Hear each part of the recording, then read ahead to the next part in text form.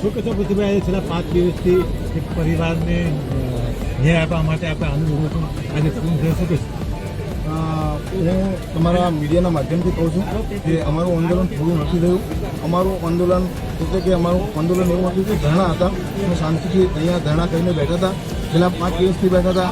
અમારી માંગ હતી કે મોરિકા મર્ડર કેસની અંદર લખીરામભાઈને જે પાણીની અંદર ડૂબાડીને મારી નાખી અને જે ખૂન કેસનો બનાવ હતો એને 307ની અંદર ધકેલી દીધો હતો. અને અમારી માંગ હતી કે પહેલા દિવસથી કે ભાઈ મર્ડર જ છે તો 302 લાગવી જ જોઈએ. તો 302 લગાવવા માટે જે અમારી માંગ હતી એ માંગ અત્યારે ડીવાયએસપી સાહેબની જે પહેલા ડીવાયએસપી હતા વાઘેલા સાહેબ એમના પાસેથી તપાસ અત્યારે કે પંડ્યા સાહેબને તપાસ આપવામાં આવી છે.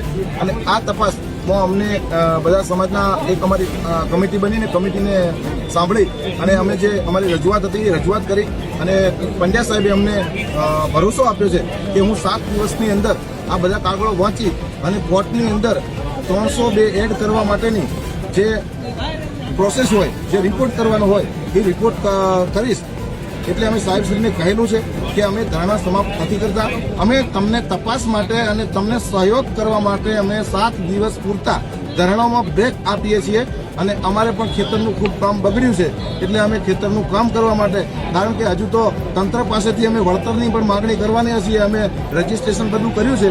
તંત્ર પાસે હજુ આ લોકોને આટલા કૂંધી રાખ્યા એની વળતરની પણ અમે માગણી કરવાના છીએ. જો સાહેબને એપ્લિકેશન સાહેબ જો 7 દિવસ પછી નહીં કરે તો અમારા ધરણા 7 દિવસ પછી યથાવત ચાલુ રહેશે. અમે 7 દિવસનો ખાલી તપાસ કરવા માટે બ્રેક આપી છે.